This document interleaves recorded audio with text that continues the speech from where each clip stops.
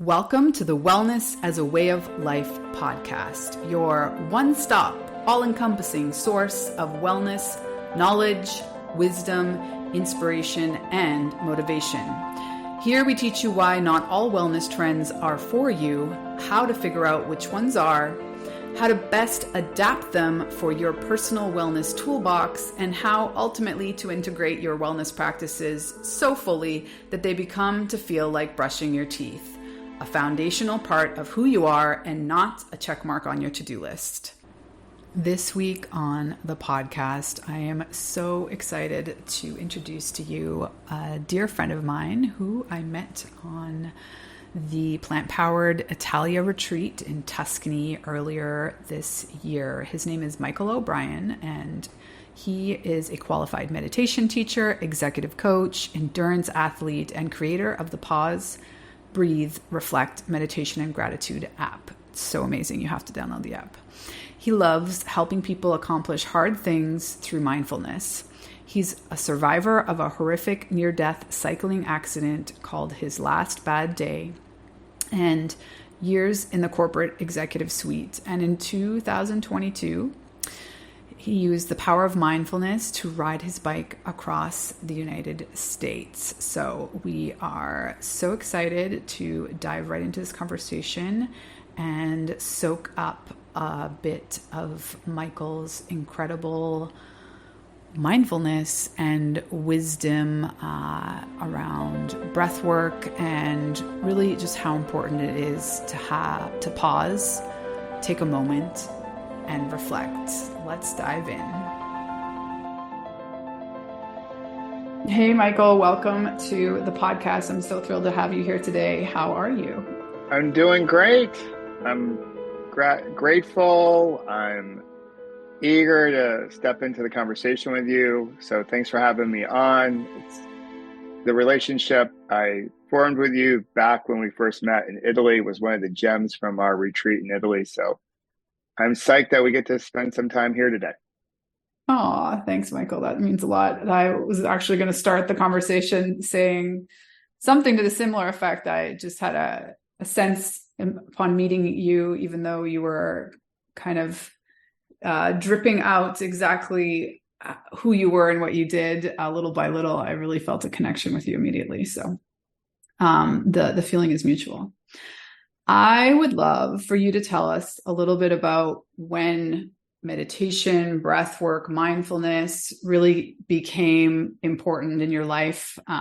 Was there sort of a catalyst moment, or was it more of a progression? Your story.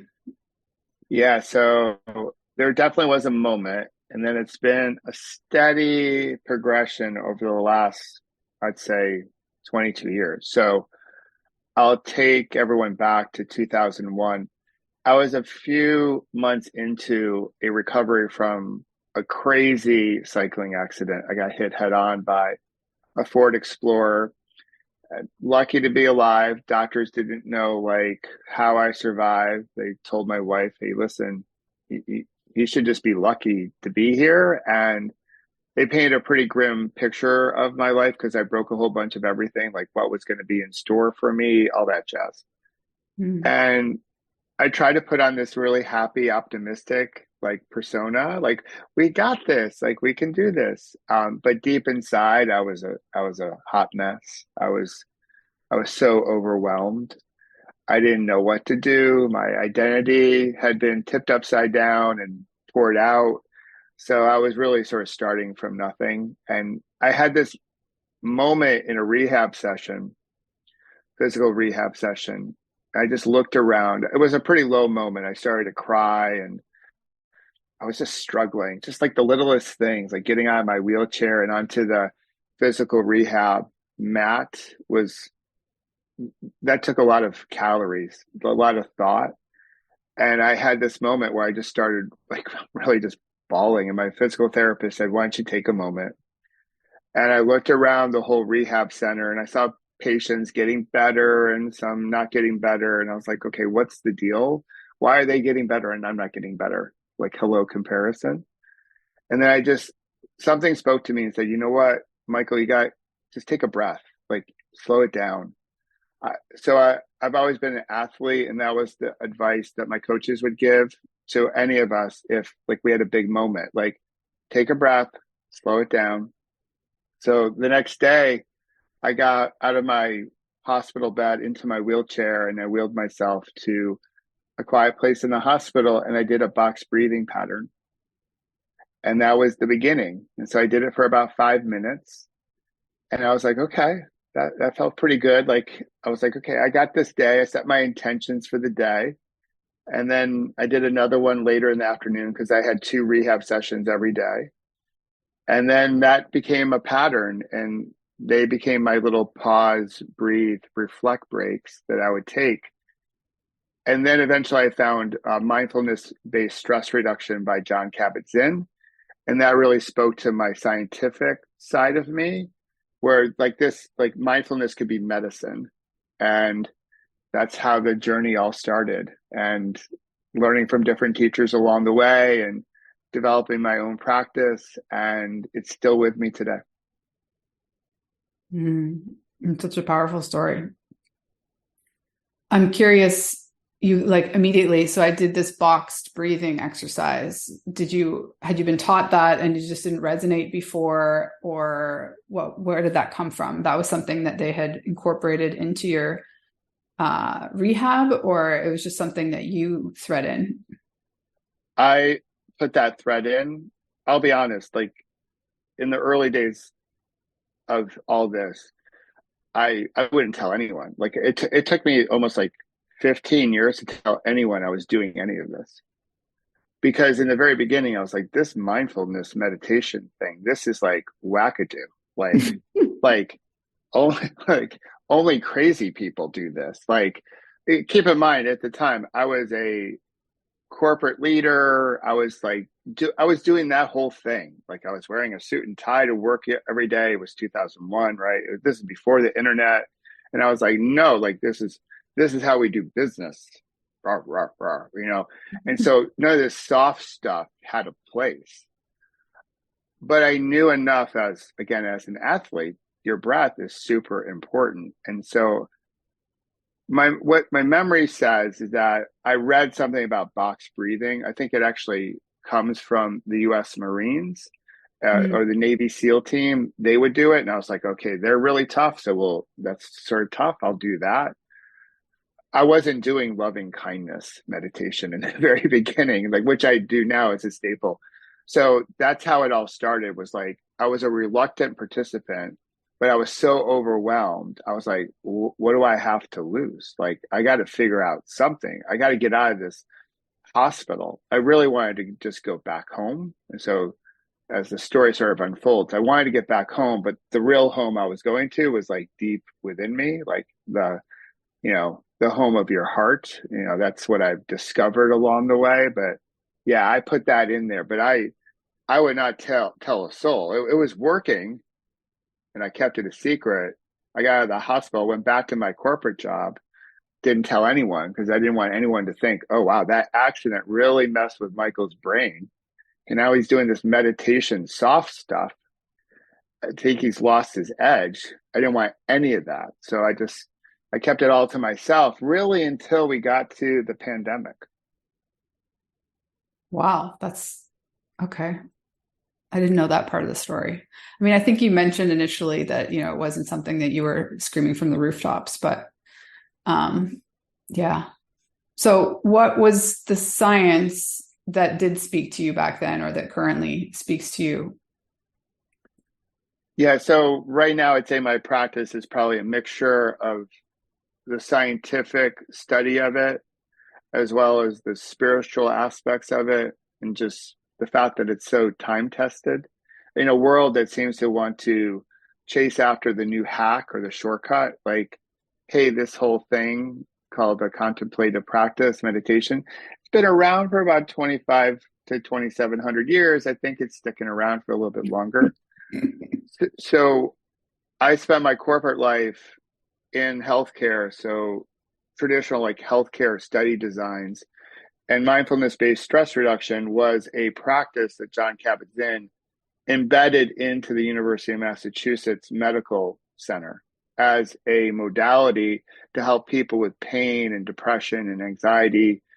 And so they had some really strong clinical evidence that it worked relative to not doing anything, or nowadays, even to some very common pharmaceutical treatments that many people know of. So that was the start of it. He wrote this book, Full Catastrophe Living, that walked through his whole MBSR for short practice. And that's what I started doing. So now I still buy into the scientific evidence. There's a little bit of me that still wants some data, but I can tap into my intuition and just sort of the whole spiritual connection to, your breath and, Mother Earth, nature, and all that jazz. So there's I think a good healthy mixture. My practice is still mainly though secular, because what I'm trying to do is speak to people who were much like me back in 2001. They're like, I've heard about it because more people have heard about it nowadays, but I don't know. I have my doubts, and I try to say, hey, listen, let's give it a try. What do you have to lose? You slow it down a little bit, you relax, you connect with your breath. It's not easy, but it can be really meaningful in terms of how you live your life. So I try to make it really approachable. So I don't want to get too spiritual, because I think in some circles, especially as I'm trying to bring this into more corporate environments, the spirituality piece, we can lose people right up front. So I go in with a very practical approach, and then I backdoor all the other stuff that we might really get into, you and I, current day, but a lot of people in corporate life would be like, that's a little soft, or that's a little too gushy for me. So we take it bit by bit. Yeah, well, I want to get a little bit more into that in your experience and what you're seeing and experiencing there. But can you sort of parse out, because I think it's really important that people feel like they have options and that they don't need to be doing all the things all the time to have, a better life, to see results, or however you want to look at it. But so for you personally, like, how do you define or differentiate mindfulness, meditation, breath work? Yeah, so great question. So I think breath work can be a wonderful way to use your breath. Again, can be the great body regulator. And it can do a lot of really cool things. It can amp you up when you need to get amped up, right? There's ways to do that. We've both practiced holotropic breathing together, and that can be a really mind-blowing, trippy experience for some. We can Incredible. use we can use the breath to slow things down, to let go of stress.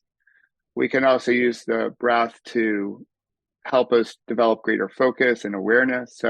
So breath work, and I see that as like a multi-tool instrument where you can use the power of your breath to, bring forward qualities that you want in your life in current moment.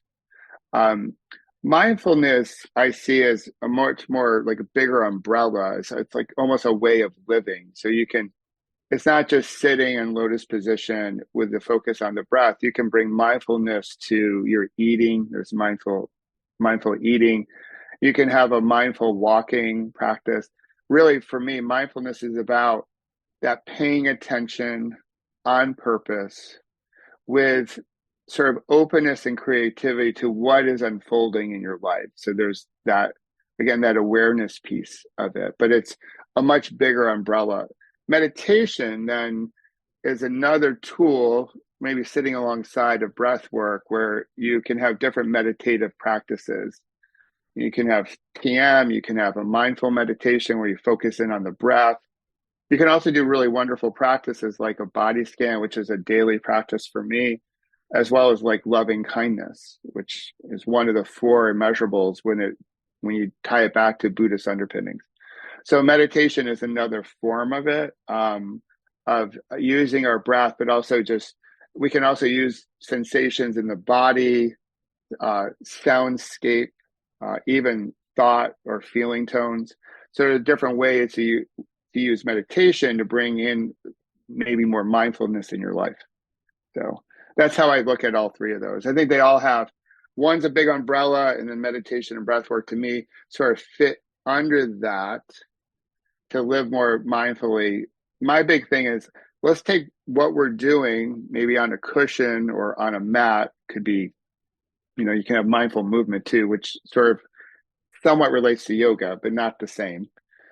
So bringing all these practices that we do in a lot of ways transactionally, maybe in the morning as a great morning routine. And I'm inviting people to take that and weave it into their day as a way of living. I want to encourage people to mindfully live and bring mindfulness to almost everything that they do, including driving, which if my driver was mindfully driving, we may not be sitting here today. Again, my accident was crazy, a lot of pain and suffering. Super glad that it happened because it opened doors that it never would have opened if I hadn't gone through that. But still, he could have been a more mindful driver. Mm-hmm. Yeah, no, I love that you mentioned, mindfulness as an umbrella. I agree, bringing it into, I would argue any movement practice. I know you as an athlete, I'm sure that you have moments that you're a little bit more intentional about paying attention to, how are my muscles? What's feeling good? How's my posture and breathing and all these things. But also the day-to-day of, I invite clients when they're getting ready in the morning, just being a little bit more loving in the way that you're applying things or getting dressed, the way that you're cooking, whether you're infusing love and patience and positive vibes into what you're preparing, all these things. Yeah. I'd love to know, so when you're, so what are you seeing in the corporate setting now that you have painted that you have this, 20-year spectrum of experience? How is it different? Is it different at all? Are you cautious? You sort of bring in maybe something that's, well, I guess, would you define meditation being less secular and breath work more secular, or not necessarily? I'm sure you have a way to present all these things so that they're, not, there's no knee jerk reaction right off the bat. Yeah. Well, so I tend to accept the knee jerk reaction because it's usually there. It's, it's part of our bias. So, I'll dive into the answer to your question, but I do want to acknowledge what you just shared. Yeah, movement of any type. Like when I ride my bike, I'm about to ride my bike across New York State. And so I'll do it on gravel roads in nature, which is part of who we are. And I don't listen to anything. There's no podcast in my ear. There's no music. It's just me, the breath, nature, the sound of the gravel, trying to bring all my senses into it. So yeah, so any type of movement can really matter. And I loved what you shared about just getting ready in the morning. I think one moment in every morning that I think can be filled with judgment is that moment we step out of the shower, we look in the mirror, like we're literally naked, and then we tend to beat ourselves up and judge ourselves. And I think that is a tender moment that we tend to blow past a lot. We either sit and ruminate about the flaws of our body, or we just move past it. But it can be this wonderful, tender moment where we pour a little compassion and grace into ourselves.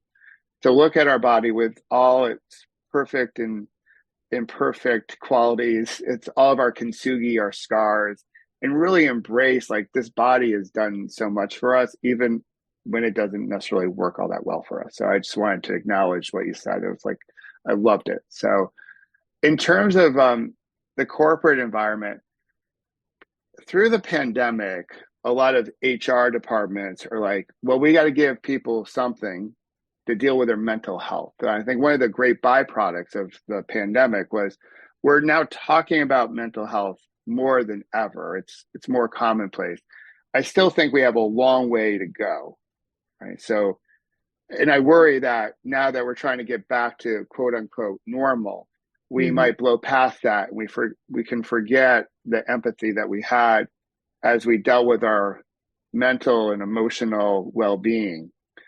I still think we need to have a larger conversation about what we experienced during the pandemic, and how do we want to live going forward? But that's it for another podcast. So a lot of HR departments then would give like mental health tools, like even apps. So I'm like, oh yeah, we offer that to to our not our patients, but to our employees.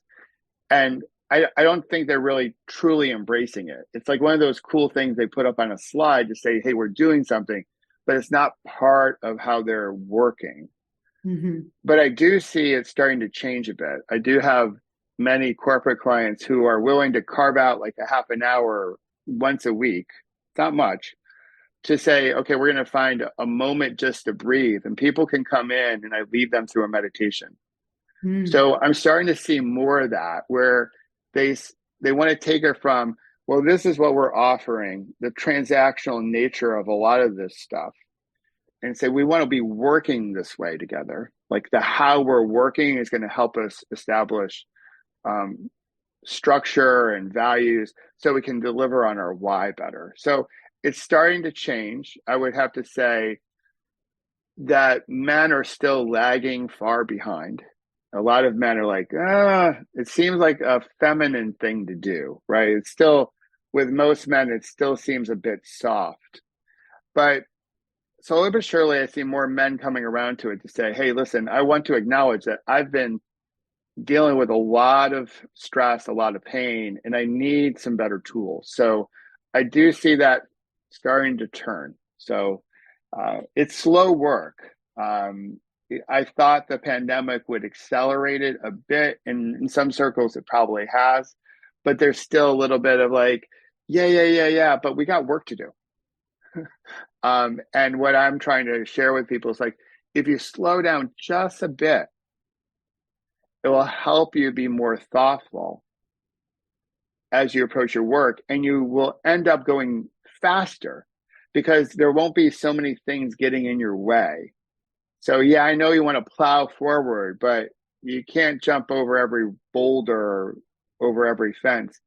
That's slowing you down downstream, to mix metaphors all around. So if you just slow down a bit and be more thoughtful, you as a business can go faster, and there'd be a stronger culture, more community, if you will, more a greater sense of belonging. And I think that will eventually help everyone create a more of a win-win-win type of situation. Yeah. Well, I'd love to get your thoughts because you're,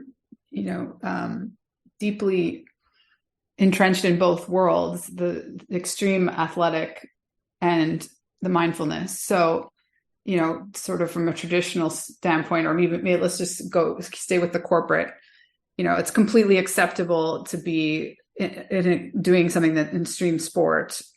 And most people would understand that in order for that to be a sustainable thing, there's an ebb and flow and intensity, and that you're resting and, the softness, if you will, at some point. So do you see that is an area to sort of help men in particular understand, like, you can't just go without stopping? Yeah, I do think, like, in the corporate world, they love their sports analogies. And hey, when I was in the corporate world, I threw out a couple of them as well. And they'll invite ex-athletes to be keynote speakers and talk about drive and tenacity and teamwork. And the real good speakers that they bring in will also talk about recovery and rest and all that jazz. Like, you can't stay at peak performance forever. The greatest athletes, peak for key events during the course of the year. They can't be at the tip of the spear the whole year. So while corporate America, just corporations across the globe, love their sports analogies, they haven't yet met or like made that link to like, okay, maybe we should steal some of these other practices that athletes do. In some circles, yes, but we still have a bit of a gap there. And I do think it's a way to help, in particular, men, because men still, I do a lot of work in the diversity, equity, and belonging space. Men still hold a lion's share of the key executive leadership positions. So if we can get them to see the importance of working hard when we need to work hard, but also recovering maybe even harder, and that's how we get better, faster, stronger, if you will. So I still think we can make that link and close that gap. We haven't done it yet, but I'm Yeah, I think optimistic it that we helps can. that it's coming more public that the military uses meditation, as you pointed out, the Navy SEALs. I know other, like the Canadian Special Ops, practice yoga, Pilates, meditation, like all these, softer feminine things. And they're very clear that they need them. I mean, there's no issue there. It's just a given. I think it needs to come around to that around in other circles. Absolutely. I think the more we can put that out there, and part of how I see my role, like I'm coming from corporate life, and what my part of my story is like, hey, listen, the unexpected happened to me. And so part of my mindfulness practice helped me deal when the unexpected happens. And so you can hopefully deal with it with more grace. And it put me in this position today where I was able to ride my bike across the country and be a really strong athlete at my age. And I'm still going, right? I'm still riding my bike and still competing and all that jazz.